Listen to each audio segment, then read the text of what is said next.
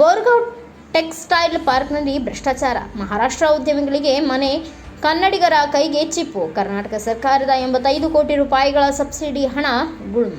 ಹೌದು, ಬಡ ಹಿಂದುಳಿದ ಜನತೆಗೆ ಹಾಗೂ ಗಡಿ ಭಾಗದ ಕನ್ನಡಿಗರಿಗೆ ಉದ್ಯೋಗ ಕಲ್ಪಿಸುವ ಉದ್ದೇಶದಿಂದ ನಿಪ್ಪಾಣಿ ತಾಲೂಕಿನ ಬೋರ್ಗಾಂವ್ ಪಟ್ಟಣದ ಹೊರವಲಯದಲ್ಲಿ ಕರ್ನಾಟಕ ಸರ್ಕಾರ ಕೈಮಗ್ಗ ಮತ್ತು ಜವಳಿ ಇಲಾಖೆ ಜಿಲ್ಲಾ ಪಂಚಾಯಿತಿ ಸನ್ 2019-20 ಸಾಲಿನ ವಿಶೇಷ ಯೋಜನೆ ಅಡಿ 75 ಎಕರೆ ಪ್ರದೇಶದಲ್ಲಿ ಟೆಕ್ಸ್ಟೈಲ್ ಪಾರ್ಕ್ ನಿರ್ಮಿಸಿದೆ. ಆದರೆ ಸದರಿ ಸರ್ಕಾರದ ಯೋಜನೆ ಕೇವಲ ಸರ್ಕಾರಕ್ಕೆ ಸಬ್ಸಿಡಿ ಪಾಣೆಗೆ ವಾಸ್ತೆ ಎನ್ನುವಂತಾಗಿದೆ. ಸರ್ಕಾರ ಟೆಕ್ಸ್ಟೈಲ್ ಪಾರ್ಕ್ ನಿರ್ಮಿಸಲು ವಿಧಾನ ಪರಿಷತ್ ಸದಸ್ಯ ಪ್ರಕಾಶ್ ಹುಕ್ಕೇರಿ ಅವರ ಪ್ರಯತ್ನದಿಂದ ಬೋರ್ಗಾಂವ್ ಹೊರವಲಯದ 184/1A ಸರ್ವೆ ನಂಬರ್ನಲ್ಲಿ 75 ಎಕರೆ ಜಮೀನು ನೀಡಿದೆ. ಆದರೆ ಸದರಿ ಪಾರ್ಕ್ನಲ್ಲಿ ಸದ್ಯ 55 ಉದ್ಯಮಿಗಳು ಕಾರ್ಖಾನೆ ಪ್ರಾರಂಭಿಸಿರುವುದಾಗಿ ತಿಳಿಸಿ 85 ಕೋಟಿ 12 ಲಕ್ಷ ರೂಪಾಯಿಗಳ ಸರ್ಕಾರದ ಸಬ್ಸಿಡಿ ಹಣ ಗುಳುಂ ಮಾಡಿದ್ದಾರೆ. ಸದರಿ ಟೆಕ್ಸ್ಟೈಲ್ ಪಾರ್ಕ್ನಲ್ಲಿ ಸ್ಥಾನಿಕ ದಳ್ಳಾಳಿಗಳಿಂದ ಮಹಾರಾಷ್ಟ್ರ, ಗುಜರಾತ್ ಮುಂದ ಉದ್ಯಮಿಗಳು ಕರ್ನಾಟಕದಲ್ಲಿರುವುದಾಗಿ ನಕಲಿ ಆಧಾರ್ ಕಾರ್ಡ್, ರವಾಸಿ ದಾಖಲೆ ಸೃಷ್ಟಿಸಿರುವುದಾಗಿ ಸಾರ್ವಜನಿಕರಿಂದ ಆರೋಪ ಕೇಳಿಬರುತ್ತಿದೆ. ಕರ್ನಾಟಕ ಸರ್ಕಾರ ಕನ್ನಡಿಗರಿಗೂ ಉದ್ಯೋಗ ಸೃಷ್ಟಿಸುವ ಉದ್ದೇಶದಿಂದ ನಿರ್ಮಿಸಿದ ಪಾರ್ಕ್ನಲ್ಲಿ ಮಹಾರಾಷ್ಟ್ರ, ಗುಜರಾತ್ ಸೇರಿ ಹೊರ ರಾಜ್ಯದ ಉದ್ಯಮಗಳು ಬಟ್ಟೆ ಉತ್ಪಾದಿಸುವ ಉದ್ಯಮಗಳ ಬದಲಾಗಿ ತಂಬಾಕು ಜನ್ಯ ಪದಾರ್ಥ, ಮಾವ, ಜರ್ದಾ, ಪ್ಲಾಸ್ಟಿಕ್, ಕೋಳಿ ಪದಾರ್ಥಗಳನ್ನು ತಯಾರಿಸುವ ಕಾರ್ಖಾನೆಗಳನ್ನು ಪ್ರಾರಂಭಿಸಿದ್ದಾರೆ.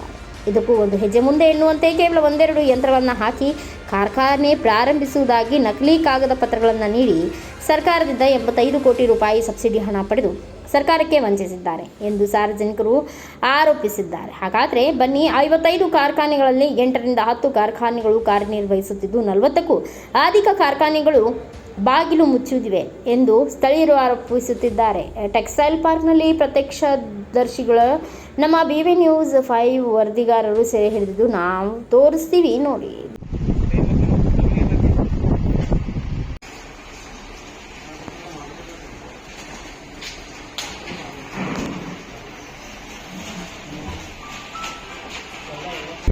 ಅಂದ್ರೆ ಏನು ತಿಂದ್ರೆ ಏನು ನವ್ರ ಮನೆಯಲ್ಲಿ ಇರೋರು ಇಲ್ಲಿಲ್ಲ, ಏನಾಗ್ತಿದ್ದಿಲ್ಲ, ಏನು ಇಲ್ಲ ಅಲ್ಲಿ ಇಲ್ಲಿ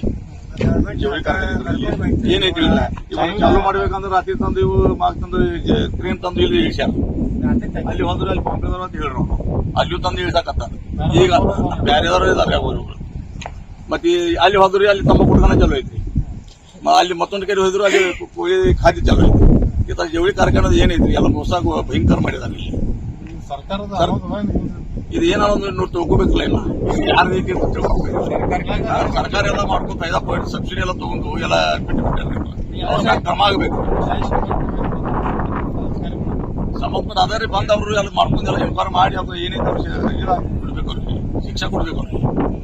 ಅವ್ರ ಮೇಲೆ ಸಬ್ಸಿಡಿ 8ರಿಂದ 10 ಅಷ್ಟೇ ಸ್ಟಾರ್ಟ್ ಇದಾವ್ರೆ. ಒಂದೊಂದ್ ಕಡೆ ಇದು ತೆಳಗಡೆ ಮಹಾರಾಷ್ಟ್ರದವ್ರು ಅಂತಲ್ಲ, ಮಹಾರಾಷ್ಟ್ರದವ್ರು ಇದಾರೆ, ಗುಜರಾತ್ದವರು ಇದಾರೆ, ಬಾಂಬೆದವರು ಇದಾರೆ. ಬಟ್ ಹೊರಗಡೆ ಜನ ಬಂದ್ಬಿಟ್ಟು ಇಲ್ಲಿ ಇನ್ವೆಸ್ಟ್ ಮಾಡ್ಬಿಟ್ಟು ನಮ್ಮ ಸರ್ಕಾರದ ನಮ್ಗೋಸ್ಕರ ಸ್ಕೀಮ್ ಮಾಡಿರೋ ಸರ್ಕಾರಗೋಸ್ಕರ ಅವರು ಈ ತರದ ಕೋಟ್ಯಾಂತರ ದುಡ್ಡನ್ನು ಅವ್ರಿಗೆ ಅಪ್ಲೈ ಮಾಡಿದ್ದಾರೆ. ಬಟ್ ಇದು ಕೆಲಸ ಸ್ಟಾರ್ಟ್ ಇಲ್ಲ. ನಮ್ ಯುವಕರಿಗೆ ಕೆಲಸ ಸಿಗುವಂದ್ರೂ ಕೆಲಸ ಸ್ಟಾರ್ಟ್ ಇಲ್ಲ.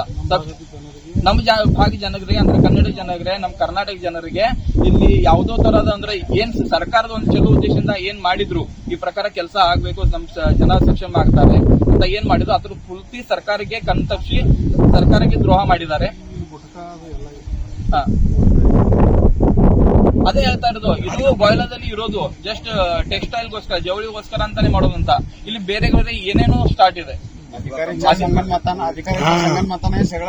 ಎಲ್ಲ ಅಧಿಕಾರಿ ಸಂಗನ್ಮತದಿಂದ ಬೇಕಂತಾನೆ ಎಲ್ಲ ನಡೆದಿದೆ. ಅಧಿಕಾರಿ ಕಣ್ಣು ಮುಚ್ಕೊಂಡವ್ರೆ, ಸರ್ಕಾರಕ್ಕೆ ದ್ರೋಹ ಮಾಡಿದ್ದಾರೆ ಅವರು. ಶಿಶಿರ್ ಸತ್ತೂರ್ ಅಂತ 75 ಎಕರೆ ಕರ್ನಾಟಕ ಸರ್ಕಾರ ಗಡಿಭಾಗದ ಯುವಕರಿಗೆ ಒಂದು ಉದ್ಯೋಗಾವಕಾಶ ಸಿಗಲಿ ಅಂತ ಹೇಳಿ ಪಾರ್ಕ್ ನಿರ್ಮಾಣ ಮಾಡಬೇಕು ದೃಷ್ಟಿಕೋನದಿಂದ ನಮ್ಮ ನಾಯಕರಾದಂತಹ ಸನ್ಮಾನ್ಯ ಶ್ರೀ ಅಣ್ಣಾಸಾಬಣ್ಣ ಹೊಲೆ ಅವರ ನೇತೃತ್ವದಲ್ಲಿ ಆ ವೇಳೆಯ ಈ ಭಾಗದ ಶಾಸಕರು ಹಾಗೂ ಮಾಜಿ ಮಂತ್ರಿಗಳಂತ ಪ್ರಕಾಶ್ ಅಣ್ಣ ಹುಕ್ಕೇರಿ ಇವರ ಪ್ರಯತ್ನದಿಂದ ಅದು ಮಂಜೂರಾಗಿತ್ತು. ಈಗ ಅಲ್ಲಿ ಪರಿಸ್ಥಿತಿ ಬೇರೆ ಇದೆ. ಈಗಾಗಲೇ ಅಲ್ಲಿ ಉದ್ಯೋಗಗಳು ಬರೀ ಕಾರ್ಖಾನೆ ಪ್ರಾರಂಭ ಆಗಿವೆ, ಹೆಸರಿಗೆ ಅಷ್ಟೇ, ಆದ್ರೆ ಸ್ಟಾರ್ಟ್ ಆಗಿಲ್ಲ, ಪ್ರಾರಂಭ ಆಗಿಲ್ಲ. ಸುಮಾರು 216 ಪ್ಲಾಟ್ಗಳು 75 ಎಕರೆಯಲ್ಲಿ ಇದ್ರೂ ಸಹ ಕೇವಲ ಅದರಲ್ಲಿ 55 ಜನ ಮಾತ್ರ ಅಲ್ಲಿ ತಮ್ಮ ಉದ್ಯೋಗವನ್ನ ಪ್ರಾರಂಭ ಮಾಡಿದೆ ಅಂತ ಹೇಳಿದ್ದಾರೆ. ಸುಮಾರು ಸರ್ಕಾರದಿಂದ 85,12,15,783 ರೂಪಾಯಿಯನ್ನ ಸರ್ಕಾರದಿಂದ ಅನುದಾನವನ್ನು ಪಡೆದಿದ್ದಾರೆ. ಅನುದಾನವನ್ನು ಪಡೆದು ಅಲ್ಲಿ ತಮ್ಮ ವ್ಯವಸಾಯವನ್ನು ಪ್ರಾರಂಭ ಮಾಡಿದ್ದಾರೆ. ಆದ್ರೆ ಅಲ್ಲಿ ವ್ಯವಸಾಯ ಮಾಡಬೇಕಂತ ಜನರು ಕರ್ನಾಟಕದ ಜನರಿಗೆ ಮಾತ್ರ ಅದನ್ನು ಅನುಕೂಲವನ್ನು ಮಾಡುವಂತ ವ್ಯವಸ್ಥೆ ಕರ್ನಾಟಕ ಸರ್ಕಾರದ ಆದೇಶದಲ್ಲಿದೆ. ಆದ್ರೆ ಅಲ್ಲಿ ಕರ್ನಾಟಕದ ಅಥವಾ ಗಡಿ ಭಾಗದ ಯುವಕರಿಗೆ ಅಲ್ಲಿ ಸಿಗಬೇಕಾದಂತ ಉದ್ಯೋಗ ಅವಕಾಶ ಸಿಗದೆ ಮಹಾರಾಷ್ಟ್ರ ಆಗಲಿ, ಗುಜರಾತ್ ಆಗಲಿ, ಬೇರೆ ಬೇರೆದಿಂದ ರಾಜ್ಯದಿಂದ ಬಂದ ಜನರು ಅಲ್ಲಿ ಬಂದು ತಮ್ಮ ವ್ಯವಸಾಯವನ್ನ ಪ್ರಾರಂಭ ಮಾಡ್ತಂತ ಹೇಳಿ ಕೇವಲ ಸರ್ಕಾರಕ್ಕೆ ಮೋಸವನ್ನು ಮಾಡಿ ಅಲ್ಲಿ ಸರ್ಕಾರದಿಂದ ಸಿಗುವಂತ ಸಬ್ಸಿಡಿಯನ್ನ ಪಡೆದುಕೊಂಡು ಅವರು ಇಲ್ಲಿಂದ ಪಲಾಯನ ಮಾಡಿದ್ದಾರೆ. ಅಂತ ಯಾವ ಜನರಿದ್ದಾರೆ ಆ ಜನರನ್ನ ಗುರುತಿಸಿ. ಬ್ಯೂರೋ ರಿಪೋರ್ಟ್ ಮಹಾವೀರ್ ಚಿಂಚನೆ, ಭಾರತ್ ವೈಭವ news, Nippani. Thanks for watching. Read, discuss and debate with editor Dr. Yan Prashant Rao. Wanted reporters in print, digital and visual media for Bharat Vaibhav Daily Newspaper, BV News 5 Channel and BV Fast Web News from all the talukas of Karnataka, Goa and Maharashtra. If interested, send your resume to 9019229369.